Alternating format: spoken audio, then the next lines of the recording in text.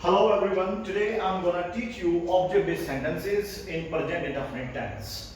The use of object-based sentences is very common in our day-to-day life. If you don't have the basic knowledge of object-based sentences, then you will not be able to express your views in a proper manner. So let's see what are the object-based sentences. When the doer of the action is not present in the sentences are called object based sentences. वो वाक्य object based sentences होते हैं जिनमें करने वाला मौजूद नहीं होता है। अब ये समझेंगे कैसे, देखिएगा।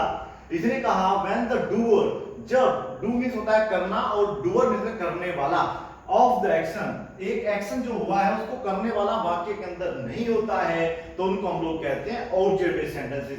देखिएगा पहला सेंटेंस यहां लिखा हुआ है, यहां अंग्रेजी पढ़ाई जाती है। तो यहाँ पे जो एक्शन होता है वो पढ़ाने का होता है, लेकिन पढ़ाता कौन है ये नहीं पता। इंग्लिश नहीं पढ़ाती, ध्यान रखना, इंग्लिश कभी नहीं पढ़ाती, इंग्लिश पढ़ाई जाती है। तो यहाँ पर हम लिखेंगे इंग्लिश इज टॉट हियर। अभी वाक्य बना के दिखाते हैं, देखिएगा। यहाँ बर्फ मिलती है, यहाँ दूध मिलता है। तो दूध अपने आप नहीं मिलता या बेचा जाता है, मिलना मतलब बेचा जाता है। तो दूध जो है अपने आप नहीं बेचता, कोई बेचता होगा लेकिन वो बेचने वाला मौजूद नहीं है। देखिए उसे रोज पीटा जाता है, वो नहीं पीटता किसी को, उसे कोई पीट देता है, उसे रोज पीटा जाता है। He is beaten daily. अब आपको समझना है यहाँ पर इस्तेमाल का प्रयोग होगा और फिर थर्ड फॉर्म का भी प्रयोग होगा। तुम्हें रोज पढ़ाया जाता है, कहते हैं ना, तुम्हें रोज पढ़ाया जाता है, रोज बताया जाता है, उसके बावजूद भी आप समझते नहीं हो। तो देखो आपने किसी को पढ़ाते, तुम्हें रोज पढ़ाया जाता मतलब हुआ है कि तुम्हें रोज पढ़ाया जाता है, मींस तुम नहीं पढ़ाते, तुम्हें पढ़ाया जाता है। समझे? अब हम देखते हैं कि इसकी स्ट्रक्चर क्या है। कोई भी ऑब्जेक्ट बेस्ड वाक्य आपको अगर कभी भी बनाना हो तो सबसे पहले आप लोगों को ऑब्जेक्ट लाना होगा शुरू में। आप अब हमारा जो सब्जेक्ट होगा वो ऑब्जेक्ट बन जाएगा। मींस देखिएगा यहां अंग्रेजी पढ़ाई जाती है, ठीक है बेटा। तो अगर हम बोलते हैं कौन पढ़ाता है तो वो देखो यहां पर है नहीं, कौन पढ़ाता वो यहां पर नहीं है, लेकिन क्या पढ़ाई जाती है। कौन से जब हम क्वेश्चन करते हैं किसी भी सेंटेंस में उत्तर मिलता है तो सब्जेक्ट होता है। अगर क्या लगा के क्वेश्चन करते हैं तो फिर बेटा हमें ऑब्जेक्ट मिलता है। क्या पढ़ाई जाती है तो आप बोलेंगे अंग्रेजी पढ़ाई जाती है, तो इंग्लिश यहां पर रहेगा आपका ऑब्जेक्ट। इंग्लिश आपने लगा दिया, इंग्लिश जो है एक है तो इसलिए आप यहां पे इज लगाएंगे। अब आप कहेंगे सर प्रेजेंट इंडेफिनिट टेंस में इस्तेमाल का प्रयोग कैसे हुआ। बिल्कुल ध्यान रखिए बेटा, एक्टिव पैसिव आपने पढ़े होंगे और वैसे भी ध्यान रखना ऑब्जेक्ट बेस्ड सेंटेंसेस हमेशा थर्ड फॉर्म से बनते हैं और थर्ड फॉर्म डायरेक्ट आएगी नहीं, डू डस के साथ थर्ड फॉर्म आती नहीं है, इसीलिए हम लोग यहां पर बेटा इस्तेमाल का प्रयोग करते हैं। तो आपको ध्यान रखना है प्रेजेंट इंडेफिनिट टेंस यदि वो डेली रूटीन का सेंटेंस है, वो यूनिवर्सल ट्रूथ दिखा रहा है, तो आप उसको इस्तेमाल प्लस वर्ब की थर्ड फॉर्म लगाकर बनाएंगे, plus other words and a full stop. Object दोबारा हो तो बिल्कुल लगाइएगा, नहीं है तो कोई दिक्कत नहीं है। यहां अंग्रेजी पढ़ाई जाती है, इंग्लिश इज। अब इंग्लिश अब इंग्लिश काम नहीं करती है। अगर आप लगा देते हैं इंग्लिश टीचिंग तो मतलब हो जाएगा अंग्रेजी पढ़ाती है। अंग्रेजी नहीं पढ़ाती बेटा, अंग्रेजी को पढ़ाया जाता है। इसमें लिखा नहीं है मेरे द्वारा, फिर भी देखिएगा यहाँ पे English is taught, third form आएगी, ये ध्यान रखना है। वर्ब की जो है थर्ड फॉर्म आएगी टीच, और टीच की थर्ड फॉर्म होती है टॉट, और बेटा हेयर आ जाएगा लास्ट में। समझ में आया? फिर से देखिएगा यहां बर्फ मिलती है, क्या मिलती है बेटा, बर्फ। तो उसे बोलते थे आइस, द आइस लगा सकते हैं, द आइस या आइस लगा दीजिए directly. Ice is sold here, मिलना मतलब है बेचा जाता है, सोल्ड हियर। यहां पर आ जाएगा द मिल्क या मिल्क इज सोल्ड हियर। तो यहां पर क्या हो जाएगा बेटा कि दूध बेचा जाता है, सोल्ड ये होता है बेटा सेल की थर्ड फॉर्म। फिर समझिएगा, देखो मिलता नहीं है, बेचा जाता है। बेचा क्या जाता है, दूध। क्या दूध तुम्हें लगता है कुछ कार्य कर रहा है, नहीं कर रहा बेटा, वो अपने आप नहीं बिकेगा, तो इसलिए आएगा the milk is sold here. आगे देखिएगा उसे रोज पीटा जाता है, यहां पर जो एक्शन है वो पीटा जाना है। क्या वो किसी को पीटता है, नहीं, उसे ही कोई पीटता है, उस कोई का नाम नहीं लिया गया है। तो यहां पर बेटा ही आएगा, और आपको पता होगा अगर आपने इज़ेमार का रूल पढ़ा है तो ही के साथ इसका प्रयोग होता है, ही इज बिटन। एक चीज का आप ध्यान रखना है हमेशा डेली, ही के साथ अगर आपने इज लगा दिया है तो यहाँ पर आप कभी भी वर्ब की फर्स्ट फॉर्म का प्रयोग नहीं कर सकते हैं, ये मैं आपको गारंटी के साथ कह सकता हूँ। ही इज कभी भी वर्ब की फर्स्ट फॉर्म नहीं आएगी, केवल या तो आप लोग लगा सकते हैं थर्ड फॉर्म या फिर लगा सकते हैं बेटा आईएनजी। ध्यान रखना, फिर सुन लीजिएगा, ही इज के साथ या तो आप वर्ब की थर्ड फॉर्म का यूज करिएगा या फिर हमेशा आईएनजी का प्रयोग करेगा, अदरवाइज कोई भी वर्ब वहां पर नहीं आएगी, फर्स्ट फॉर्म कभी नहीं आती है। ही इज के साथ आप कोई कंप्लीमेंट लगा सकते हैं, जैसे कि ही इज रिच, वह अमीर है, he is honest, वह ईमानदार है, लेकिन कभी भी वर्ब के फर्स्ट फॉर्म का प्रयोग नहीं होगा। he is go, ये वाक्य कभी भी मतलब आपका नहीं बनेगा, ये करेक्ट वाक्य नहीं होगा, इनकरेक्ट होगा। चलिएगा, ये ग्रामर नॉलेज है, मैं आपको देता रहूंगा, बेफिक्र रहिए। तुम्हें रोज पढ़ाया जाता है, तो देखिएगा यहाँ पर एक्शन हुआ है पढ़ाने का, लेकिन पढ़ाता कौन है? तुम नहीं पढ़ाते, ये देखिएगा, ये कह रहा है तुम नहीं पढ़ाते। देखिए वाक्य फिर से पढ़िएगा, तुम्हें रोज पढ़ाया जाता है, मींस तुम नहीं पढ़ाते बेटा, तुम्हें पढ़ाया जाता है। तो यहां पर एक अगर वाक्य बनाते हैं यू टीच, तो इसका मतलब होता है तुम पढ़ाते हो। यू टीच का मतलब होता है तुम पढ़ाते हो।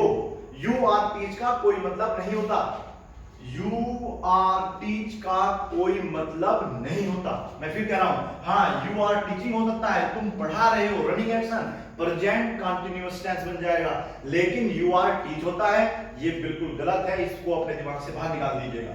देखिएगा यहाँ पे आप लोग यू और यहाँ पर आर आएगा तो फिर थर्ड फॉर्म आएगी, यू आर टॉट, इसका मतलब है तुम्हें पढ़ाया जाता है डेली।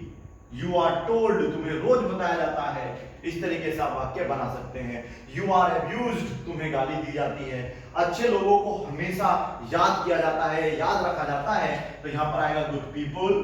क्योंकि आप देखिएगा, मेरी बात सुनिएगा, यहाँ पे गुड पीपल कुछ काम कर सकते हैं, लेकिन वो खुद थोड़ा अपने आप को याद रखेंगे। देखिए क्या कह रहा है ये, अच्छे लोगों को हमेशा याद रखा जाता है।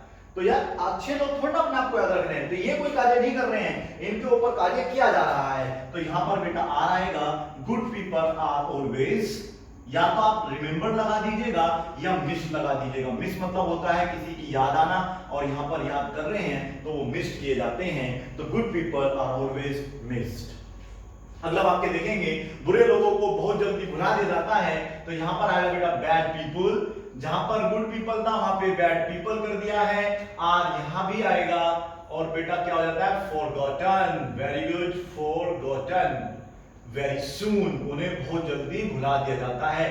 फॉरगेट आपने सुना होगा, फॉरगेट मींस होता है भूल जाना, और यहां पर हमने यूज किया है फॉरगॉटन क्योंकि इसकी थर्ड फॉर्म होती है। आगे देखिए, गरीब लोगों का शोषण किया जाता है। पता है ना आप लोगों को, गरीब लोगों को कुछ नहीं दिया जाता, उनका तो बस केवल शोषण किया जाता है, उनकी आत्मा दुखाई जाती है, उनसे काम ज्यादा कराया जाता है, और उनकी लेबर उनको नहीं दी जाती है। तो आप देखेंगे यहाँ पे आएगा बेटा द पुअर लगा सकते हैं, या फिर आप यूज करेंगे पुअर पीपल। फिर से सुनिएगा, आप यहाँ पे द पुअर भी लगा सकते थे क्योंकि पूरी कम्युनिटी को शो करेगा द पुअर, फिर आप आर लगाएंगे यहाँ पे, are exploited, exploited, okay, exploited, okay. यहां पर हो गया poor people are exploited. Exploit मतलब यहां पे हो जाएगा बेटा शोषण किया जाना। हीरा कोयले की खान में पाया जाता है। अब देखिए, हीरा पे काम नहीं करता कि वो खुद पा गया अपने आप को, नहीं, हीरा तो पाया जाता है। कौन पाया था, कौन ढूंढता है उसको, ये इसमें नहीं गिवन है, तो यहां पर आएगा डायमंड।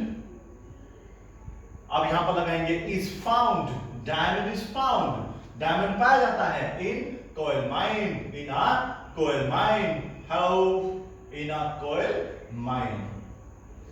देखिएगा, महात्मा गांधी को बापू के नाम से जाना जाता है, तो देखिए हम बिल्कुल महात्मा गांधी काम कर सकता है, ऐसा नहीं कि महात्मा गांधी किसी को जान नहीं सकता या महात्मा गांधी कोई काम नहीं कर सकता, बिल्कुल कर सकता है, कोई व्यक्ति काम कर सकता है, लेकिन यहाँ पर है बापू के नाम से जाना जाना।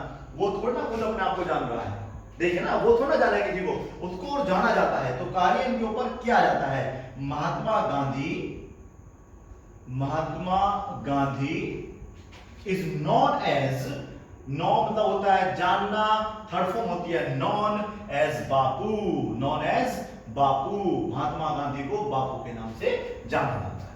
अब केवल ये वाक्य सफिशिएंट नहीं है, इसके लिए आपको और भी अधिक मेहनत करनी पड़ेगी, सोचना पड़ेगा और इसको समय देना पड़ेगा। जैसा कि मैंने आपसे कहा, if you don't have proper or a basic knowledge of object based sentences of any sentence, not only present indefinite tense, then you will not be able to express your views in a comfortable way. So let's see what we have for the next.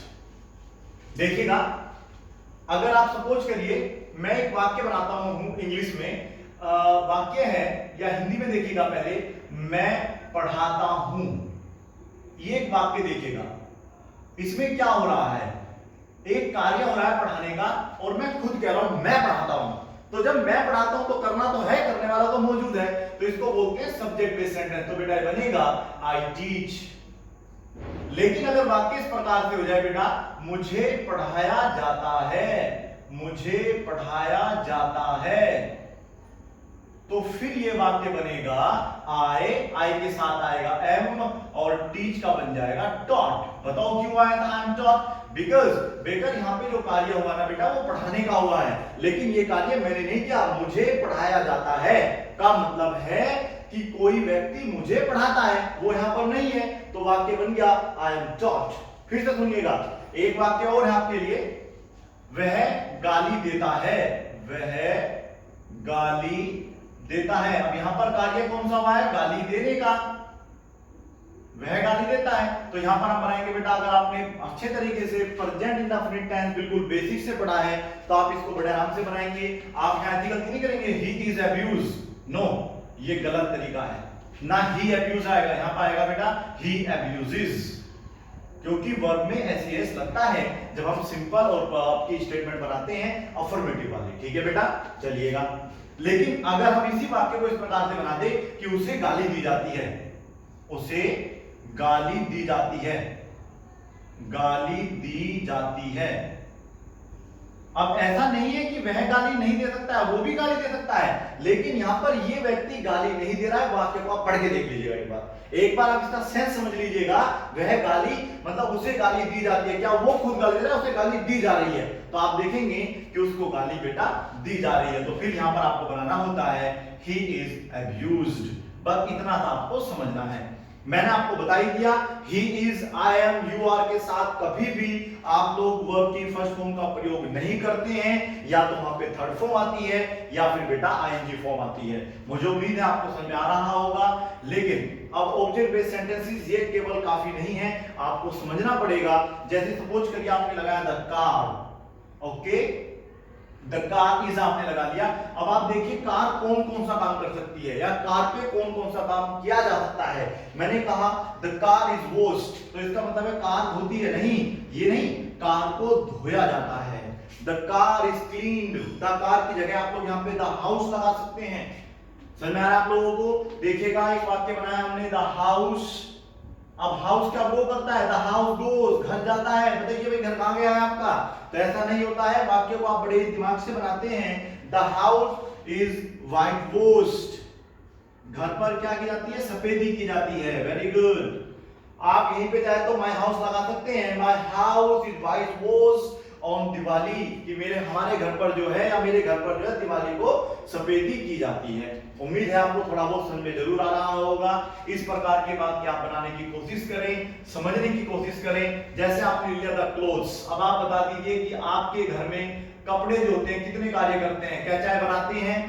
क्या आपके घर में कपड़े चाय बनाते हैं? अगर बनाते हैं तो बताइए। आप कहेंगे नहीं बनाते, तो क्लोथ्स जो है क्या हो सकते हैं, क्लोथ्स को हम लोग क्लीन कर सकते हैं, वॉश कर सकते हैं, उन पे हम लोग आयरन कर सकते हैं। द क्लोथ्स आर वॉश्ड, कपड़े धोए जाते हैं। अगर आप हेयर लगा देंगे तो हेयर बन जाएगा। जैसे हम लोग लगा सकते हैं द टीवी, यहां पे लगा दीजिएगा TV, fan, cooler, etc are repaired here, are repaired here, मतलब यहां पर जो है टीवी, पंखा, कूलर आदि सही किए जाते हैं। इस तरीके से आप लोग बेटा वाक्य बना सकते हैं। आपको देखना पड़ेगा कि कौन सी चीज ऑब्जेक्ट है। ऑब्जेक्ट मैं भी हो सकता हूं, देखिएगा अगर मैं लगाता हूं I am abused, I am beaten, तो आप देखिएगा इनका मतलब है कि मुझे पीटा जाता है। अगर मैं किसी को पीटता हूं तो वाक्य आई बीट होगा, आई बीट, मैं पीटता हूं। ये आपका समझना है। हाँ, ऐसा कोई वाक्य नहीं होता है, ये कोई वाक्य नहीं है बेटा आई एम बीट, मैं पीटना हूं। ये आपका ये कोई सेंस ही नहीं देता है, ये कोई वाक्य नहीं है। तो इसलिए आप बोलते हुए इन चीजों को ध्यान रखना है। या तो आप आई के साथ सीधी वर्ब की फर्स्ट फॉर्म लगा दीजिएगा, और या फिर आप लोग बेटा आई के साथ लगाइए पहले एम, तो फिर आएगी वर्ब की थर्ड फॉर्म। आईएनजी लगा देंगे, आई एम बीटिंग, तो मैं पीट रहा हूं, यानी कि कार्य जो है अभी कंटिन्यूअसली हो रहा है। समझ में आप लोगों को? उम्मीद है ये वीडियो आपको बिल्कुल समझ में भी आई होगी और काफी नॉलेज इससे आप गेन कर सकते हैं। Thank you so much for watching this video. Have a good time.